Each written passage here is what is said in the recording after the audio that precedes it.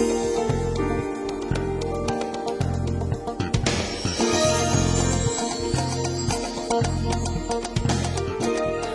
damos la palabra ahora a Alejo Magariños. Él es de Argentina, de la Universidad del Cine, y nos va a estar hablando sobre los fantasmas de la guerra, mitos, leyendas e incertezas históricas en la representación audiovisual de la Guerra Guazú.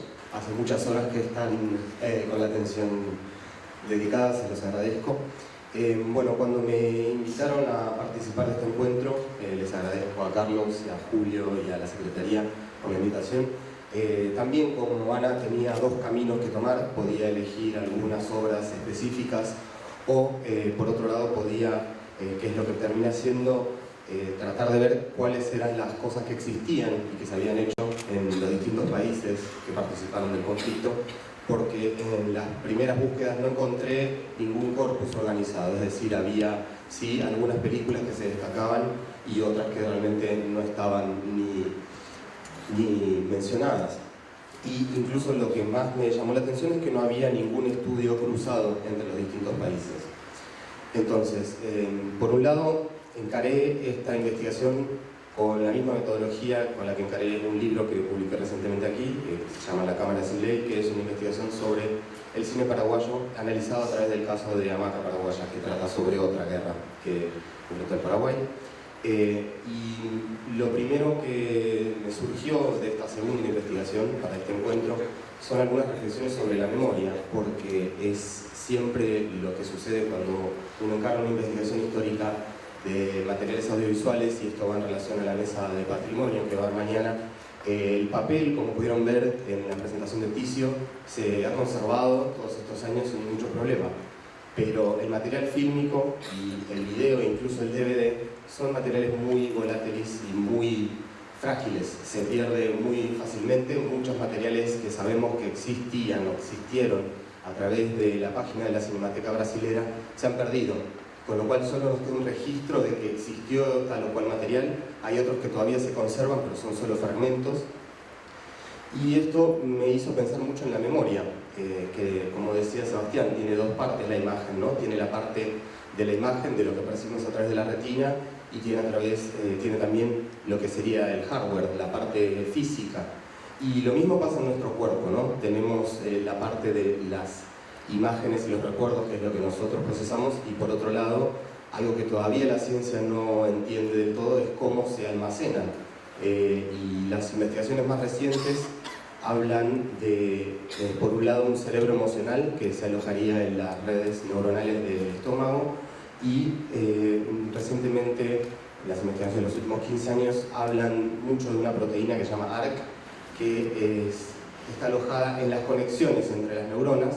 Y aparentemente, esto es una investigación preliminar y no pretendo abordar un campo científico que no me pertenece, pero aparentemente esta proteína lo que haría sería funcionar en la combinatoria entre las neuronas, con lo cual las posibilidades de los recuerdos no son únicamente la cantidad de neuronas que tenemos, sino también la combinación entre ellas. Y también en relación a la memoria y al pasado, leí hace unos días que los pueblos andinos prehispánicos tenían una concepción del tiempo que es al revés que nosotros. Es decir, para ellos el tiempo pasado es lo que está delante, lo que podemos ver de alguna manera por algún registro que queda, mientras más lejano, más difuso, y mientras más cercano, más sólido, más contundente. Y el futuro es lo que está atrás, porque es lo que no podemos ver. Bueno, empezando, ¿puedes pasar por favor? La próxima. La guerra en el cine ha sido un tema tratado millones de veces.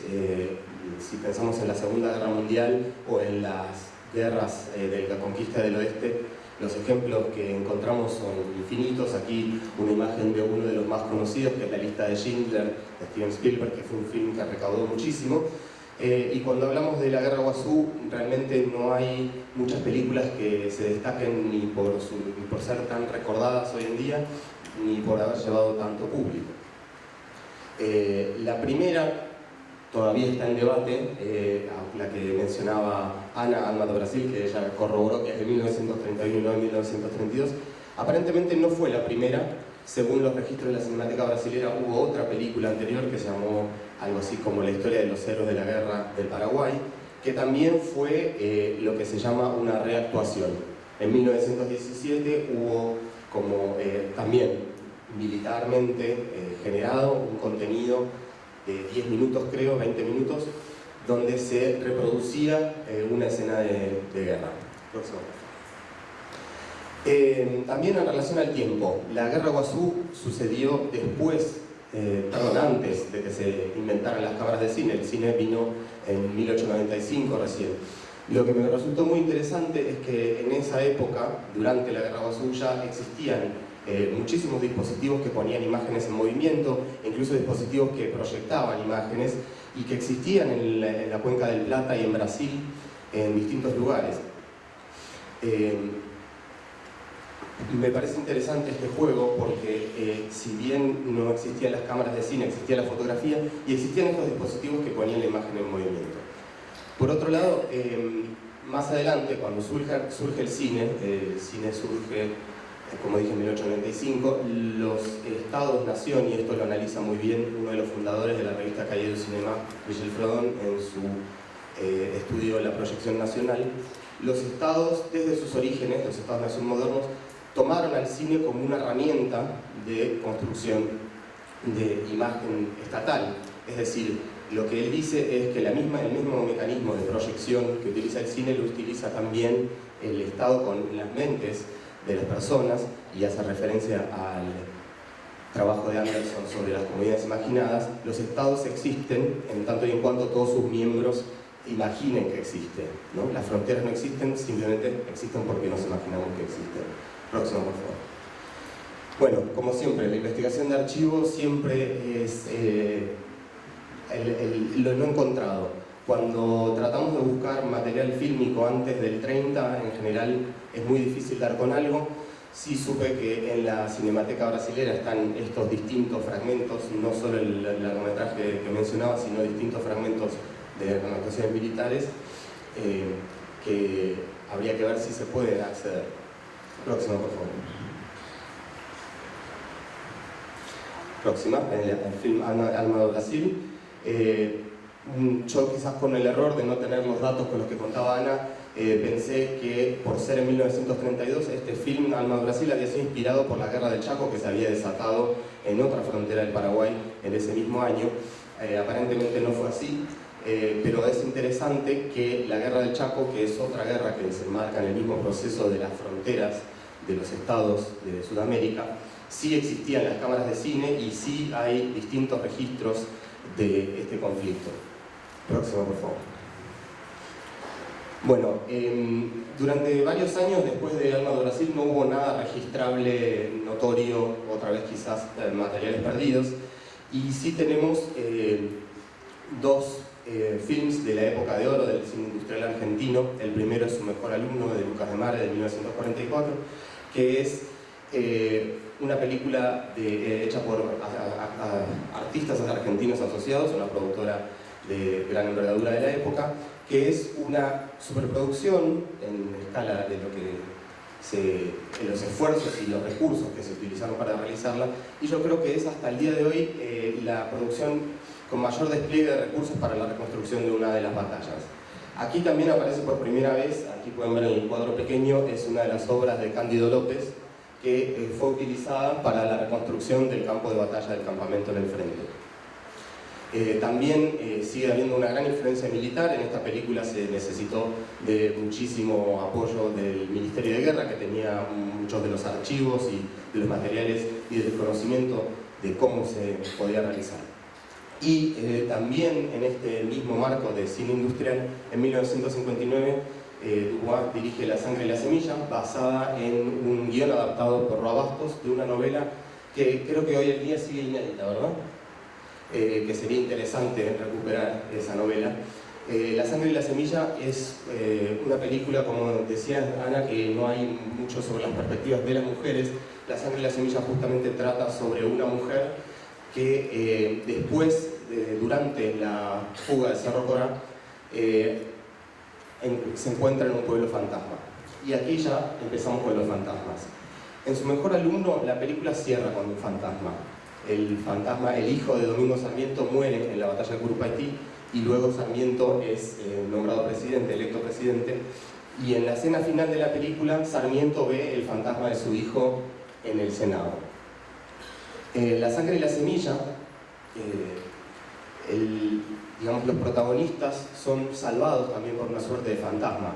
Ellos están escondidos en un pueblo abandonado, un pueblo fantasma como se le dice, y vuelve el ejército argentino, o el ejército aliado, que ya había pasado por la zona, vuelve a recolectar cualquier objeto de valor, cualquier cosa de valor que pudieran encontrar en ese momento, y en ese momento los salva el campanario de la iglesia, que aparentemente está abandonado.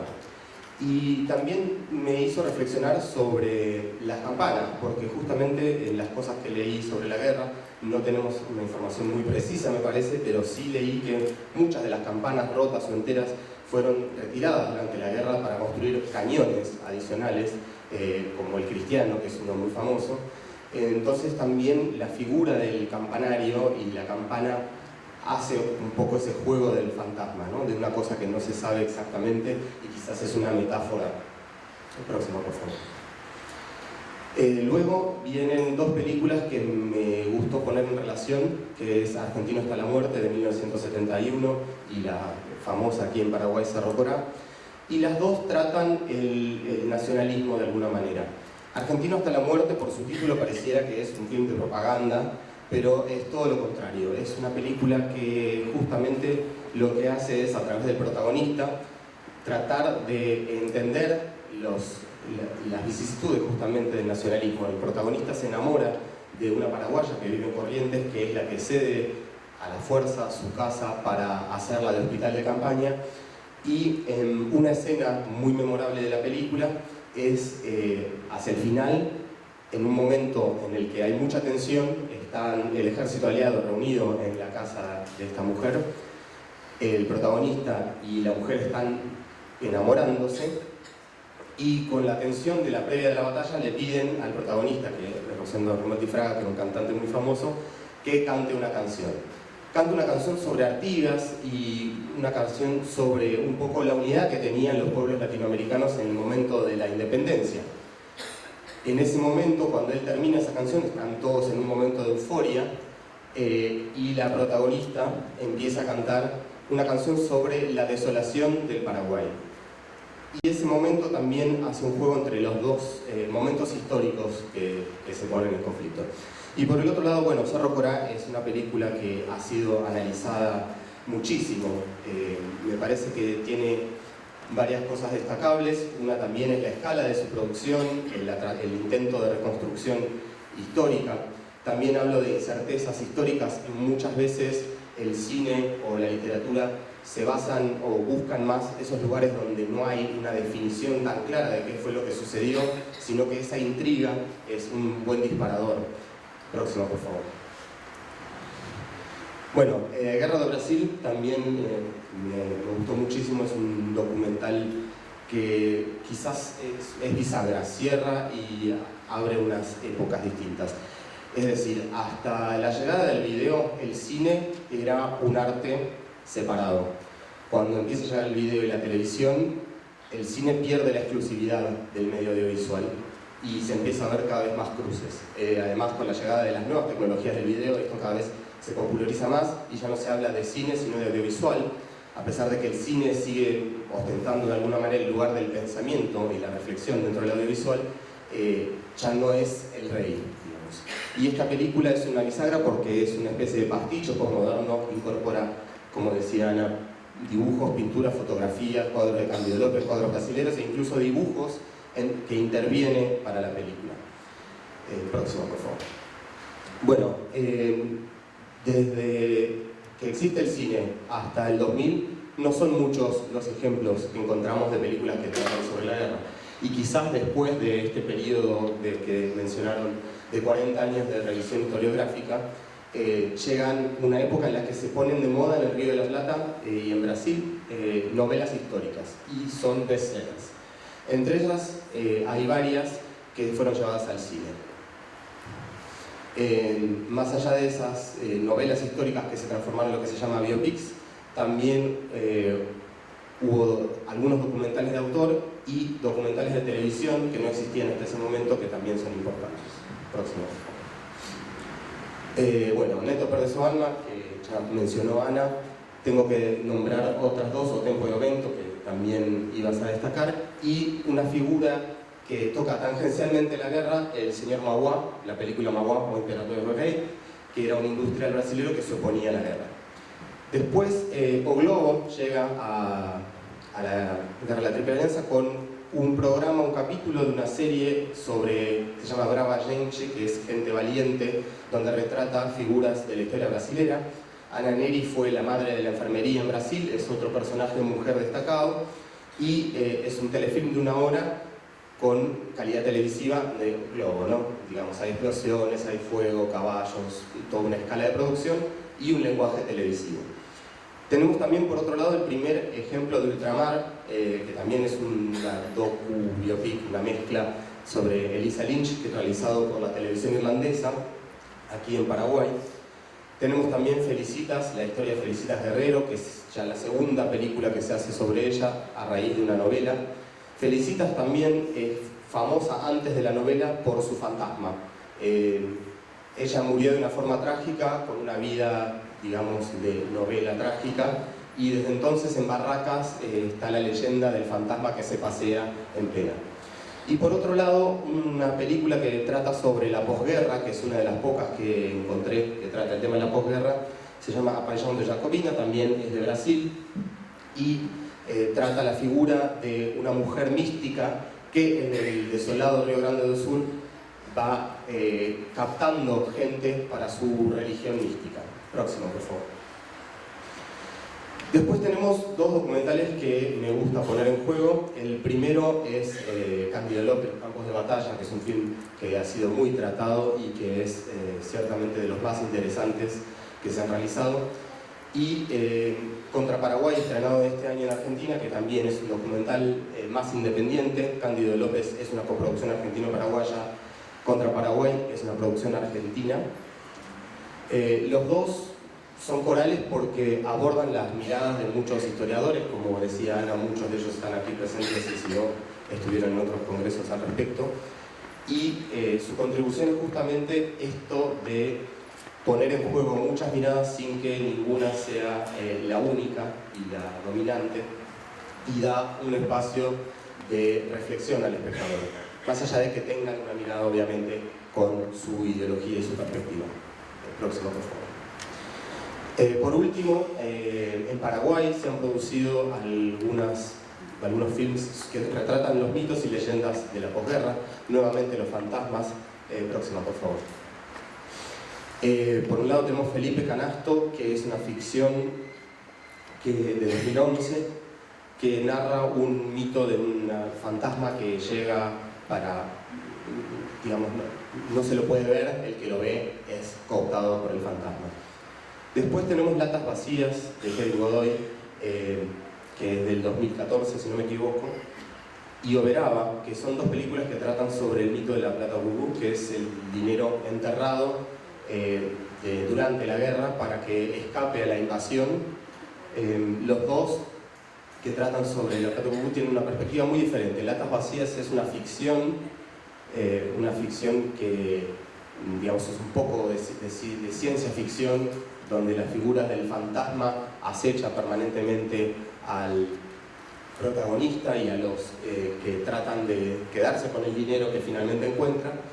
Y Oberaba hace un recorrido, de Mauricio Rial, perdón, de 2010, si no me equivoco, 2011, hace un recorrido geográfico por los lugares donde fue el Mariscal López en la búsqueda de esos supuestos tesoros que están escondidos.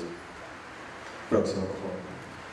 Bueno, y los documentales que produjo la televisión en la región. La televisión pública paraguaya no produjo un documental exactamente sobre la guerra, pero produjo el documental Los Paraguayos, donde está Ticio también entrevistado, que también trata el tema de la guerra a través de entrevistas, y no como tema central, sino como tema que es crucial para la historia paraguaya. History Channel, en su sede brasilera, produjo un documental de 1 hora, TV Escola, el mismo documental que mencionaba Ana.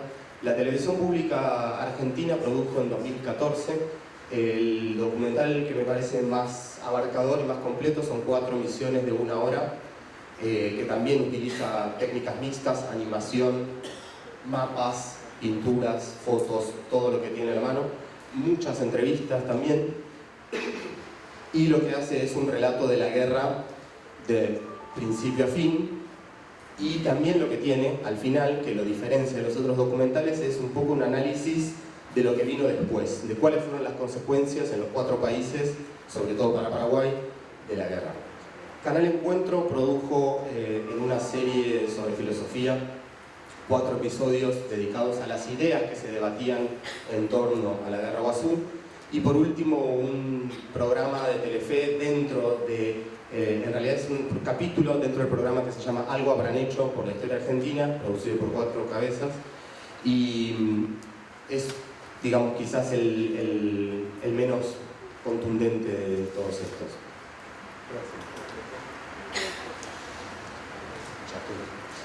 Después, otros proyectos que pude rastrear, películas que están terminadas pero a las que todavía no se pudo tener acceso. Por un lado tenemos en Brasil Los Niños de la Guerra, en Mato Grosso, un profesor de historia trató de realizar un documental específico sobre Acosta Ñu y los niños que pelearon en el campo de batalla. Otro ejemplo de ultramar es un inglés que vive en Brasil y que realizó el documental de Paraguayan War, pero no está disponible ni siquiera en la página de la película. Algo raro pasó. Este año también se estrenó A Guerra do Brasil, que es... me olvidé el nombre del director, perdón. Fue estrenado en el festival, es un director nordestino muy conocido, que ya tiene cierta edad, y es una ficción en la cual el fantasma de un soldado paraguayo se encuentra con una compañía de teatro contemporánea. Todavía no pude ver el film. Bastardos es un proyecto también en Brasil de Vicente Ferraz, que es un realizador bastante prestigioso, bastante joven, que quiere tratar el rol de los esclavos justamente en la guerra del Brasil, del Paraguay. También tenemos Puñá, un documental que está en preproducción aquí paraguayo de Ramiro Gómez y Eva Carena Romero, que es sobre el rol de la mujer en Paraguay, con lo cual podemos esperar que trate también sobre el rol de la mujer en la guerra y en la posguerra, que fue muy marcante. Y por último, esta es una investigación que empecé hace poco y todavía estoy buscando películas, porque como no están sistematizadas es difícil dar con ellas. Hay un proyecto más paraguayo que se llama La Paraguaya, que obtuvo fondos de la Secretaría Nacional de Cultura para desarrollar el guión el año pasado, y que es una ficción en la cual una mujer en la posguerra se encuentra con un argentino, un brasilero y un uruguayo. Bueno, próximo. Las conclusiones son nuevamente la dificultad del acceso al material, los formatos volátiles que tiene todo el audiovisual, los 4 periodos que se pueden identificar en relación al cine y la guerra. Durante la guerra no existía el cine, existían los dispositivos pre-cine. La posguerra y el surgimiento tardío del cine, la segunda mitad del siglo XX, donde se producen las ficciones más industriales, y el principio del siglo XXI, donde hay una proliferación mayor. De hecho, hay más obras realizadas sobre la Guerra Guazú en los últimos 16 años que en los últimos 100 años anteriores. Los fantasmas, los mitos y las leyendas tienen un lugar destacado, como les decía, y además las biografías. Próximo, por favor. Algunas propuestas entonces. Una es que se trate de reunir todas las obras que existen y crear una plataforma online para que se pueda tener acceso a estos materiales, ya que algunos no se pueden conseguir, o está en un DVD que está rayado, que está olvidado en no sé dónde. También me parece interesante la generación de dispositivos pre-cine, quizás con imágenes de la presentación que es oficio, donde se puede hacer un juego entre el tatarabuelo del GIF, que eran las máquinas estas que generaban las primeras imágenes en movimiento, y los avances científicos que había en ese sentido en la época, y la recreación por computadora de la animación para hoy. También me parece interesante realizar un estudio comparado de la historia del cine entre la Guerra de Guazú y la Guerra del Chaco, ya que la Guerra del Chaco surgió con cámaras en el frente de batalla.